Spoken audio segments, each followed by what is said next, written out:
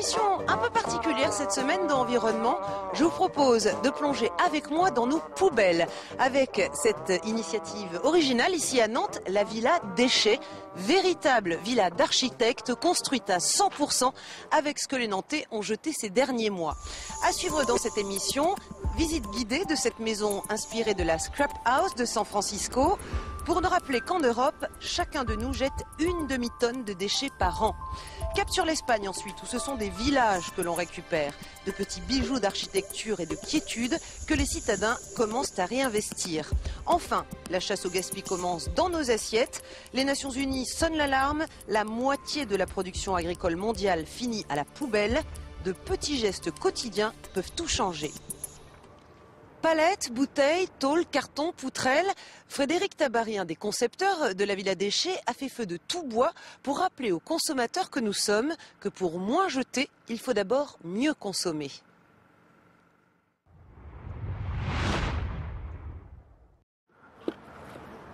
Frédéric Tabary est un homme polyvalent.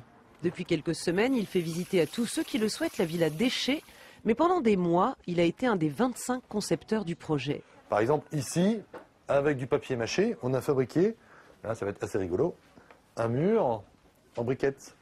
Et du coup, ça rend le truc complètement souple, mais par contre, c'est phoniquement et thermiquement isolé. Papier recyclé, plastique, bois, métal. La maison Déchets a été construite en 18 jours seulement, mais dès le mois d'octobre, 7000 volontaires sont partis explorer les poubelles. 99% des matériaux ont été récupérés puis transformés. Quant aux 1% restants, ce sont les clous et les vis achetés neufs. Une petite chambre cosy, sympathique, chaleureuse, où encore tout est du déchet. Il y a partout du déchet ici.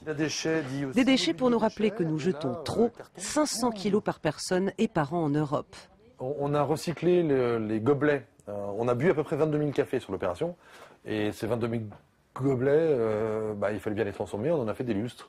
Donc en voici un, donc tous les gobelets ont été nettoyés, agrafés. Et pour démontrer que des trésors sommeillent dans nos poubelles, la maison Déchets a été transformée pendant un mois en hôtel.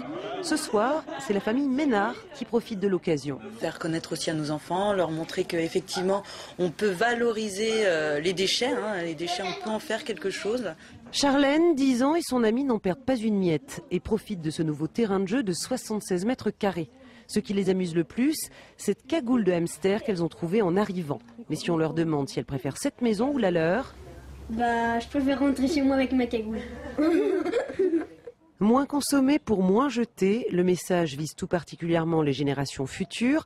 En attendant, la Villa Déchets devrait rester ouverte au public.